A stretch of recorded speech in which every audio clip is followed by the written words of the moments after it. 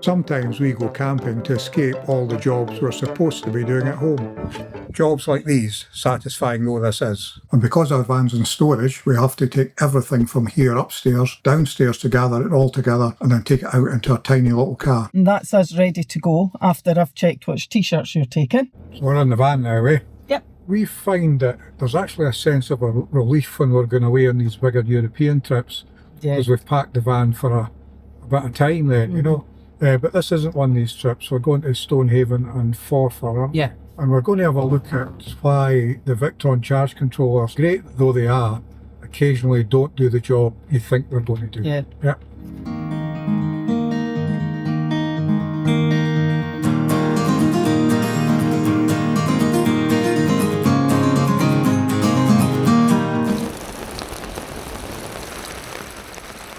So we've had a lovely wee stay in Stonehaven, haven't we? We have, yeah. But the weather really was as bad as that at one point, wasn't it? You know? Oh, it was last night, yeah. Not great.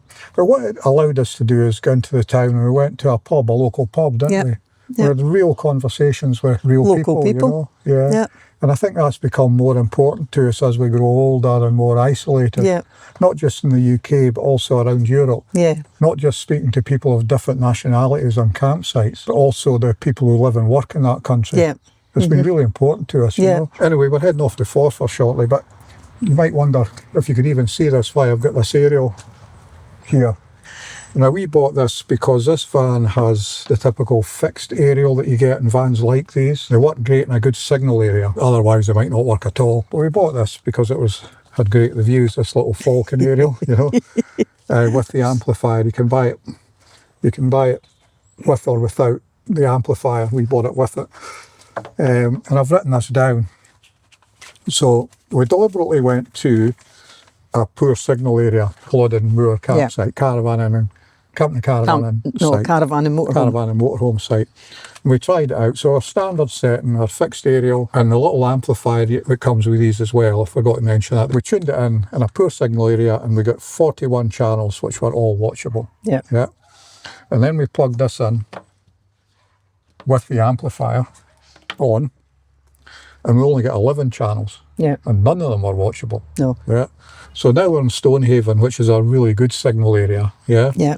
And we tried our standard setup again, fixed aerial on the roof, the amplifier that comes with the van, and we got 140 channels, all watchable. Tried this with the amplifier, 140 channels, all watchable. Exactly the same. And then we tried this with no amplifier. Yeah.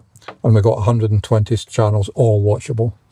So my conclusion is it's really no better than the aerial we had, you know. No. So now we'll go to Forfar and we'll look at another couple of things that don't work as expected. This is like the opposite of YouTube reviewers, isn't it? Isn't it? It's a well-known site, Stonehaven, isn't it? Yeah. I'm sure many people have done reviews on this site. Stonehaven, lovely wee town. Lovely. Campsites, a short walk to it, easy walk to it. Supermarkets, pubs. Yeah. Lovely place, isn't it?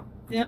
We shall crack on to another lovely place. So like most vans in this price range, of course, this came with about a 100-watt solar panel on the roof, EWM controller, a 95 to 110 amp hour lead acid type battery as opposed to lithium, and a simple gauge that gave you the battery voltage levels. With this, every time I came up to check the van, no electrical hookup, it's in storage with no electrics. Press the gauge, green every time. And then I changed out to the Victron 7515 controller. And then I got up to the van one December, press the little gauge, and for the first time ever, the battery isn't fully charged, you know?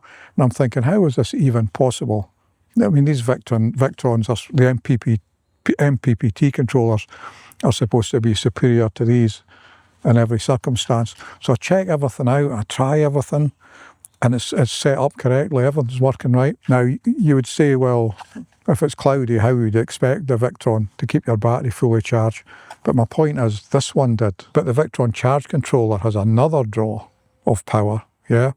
But the main thing is that it needs to be 5 volts. It needs to be receiving from solar 5 volts above battery voltage before it kicks in. And when I looked at the history, which you can do in the app with Victron, of course, I could see that there was days when the Victron had not done a thing. Yeah. Difference is these don't need that 5 volts above battery voltage to kick in. They need maybe 1 volt. They just need to be slightly above it. And I think that was the difference. Now, I searched forums. I thought, could I be right? Everybody said the Victron was far superior, apart from this one guy who said, no, they're not. And he took absolute pounders in the comments column. You know, of course it is, of course it is. And he came back and explained the one situation where a Victron charge controller may not be as good as this. And it was exactly the setup we've got, right? 100 watts or less of solar on the roof, single battery. Now, I think he was talking about lead acid because his comment was just before lithium appeared in the market, really, for camper vans and so on, you know. In low cloud and, you know, very little sun, this would probably do better. And I think that's correct. But I find myself in this strange place now, heading towards probably getting more solar and or additional battery capacity because I've got the Victron app and I didn't need it in the first place. It's all part of the joys, isn't it? A lovely wee stop in Forfar. Yeah, nice wee campsite. Again, within easy walking distance of the town, with its bars and supermarkets and restaurants. And as is our habit, we went into a couple of the local bars, didn't we? And, you know, some lovely chats with local people, lovely people. So nice people, so helpful. Yeah. A bit like Campbelltown, isn't it? Yeah. So back at the shed, I wanted to show you what our solution has been to the Victron winter problem in Scotland in the middle of winter. But I thought we could take a second to admire the coating in this shed. I'm expecting this shed to outlive us. So the Victron only needs 5 volts above battery voltage to start. It doesn't need it constantly. Once it kicks in, it'll do its job, you know. But even with our leisure battery going down to 12.2 volts, which is as low as I would want it to go, about 50% discharge, it would need 17.2 volts to kick in, and it's just not getting that. For long periods of time here in the winter, you know, 10 days, 2 weeks, it's not getting it. Now, if it did kick in, I think it would do more in 2 or 3 hours than the little PWM controller's doing in 2 weeks. But the PWM controller maybe only needs 13 point something volts to keep our battery fully charged at, say, 12.6 or 12.7 volts. And it seems to do the job, you know. Now, our solution to that was this. So this is a 30 watt volt set solar panel. Now, we already have the 20 watt version of this, which, as you'd expect, is 2/3 of the size of the 30 watt one. We use it to keep our starter battery topped up, both in storage and in Spain in the winter, because the van might not move for 2 months in Spain in the winter. They both have their own little charge controller on the back here with indicator lights to tell you how they're doing. This one comes with this length of cable, but I bought an extension cable which is permanently wired to the battery, and I just run that through the middle of the van, connected to this, stick this to the windscreen. Now, obviously, angled towards the sun, this is doing probably as much as 30 watts is probably doing as much as 100 watts on the roof is, you know, and it's definitely doing its job. Now, the added benefit to this, I actually took this to Spain this winter, and obviously we can run this extension cable out a window, we can run it out the back door of the van, but the important thing is we can get this set up to turn towards an angle towards the sun. Anyway, hopefully that's helpful to somebody. So we do know how lucky we are living in amongst all this Brigadoon stuff, don't we? Oh, definitely, yeah. But we do love our European trips, eh? Yeah. And we've already roughed out our next one. Yeah, from me. To rough out our trip, we've done it the way we described in our last video, eh? Yeah. But the other thing we've done, it's a scary number, you know. It's a big number, eh? We're going all in, we're going lakeside pictures and all that sort of stuff, you know. But again, we've discounted all the money that we know we would have spent at home anyway, like we described in the last video, you know. So that would be food and fuel, you know, like petrol, diesel, anything we would spend that isn't a bill basically per day, and we've taken that off the top immediately, even now. It's a much more comfortable number, isn't it? Yes. Something we can afford now, you know. So we think in our next videos, the next few videos before we take that trip, we'll have a look at how our van's set up for these longer trips. Yeah. No, just the things we've developed over 16 years, not in that van, but all kinds of different units, you know, and some of the things we take to make life a bit more comfortable and safer. Yeah. Now you might wonder what's unsafe in Europe now, and there isn't anything really unsafe. But when we first started this travelling black, it was 16 years ago, and there were no smartphones. I think the BlackBerry was king, you know, Aye. and the internet was patchy.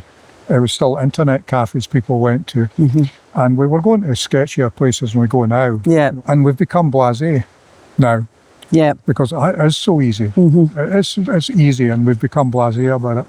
But a couple of years ago, something happened that made us realise how vulnerable we still were. Yeah. You know, and there's something we'd forgotten to do that we're doing now again, which we'll speak about in the next video. You know, not that going to Europe's unsafe.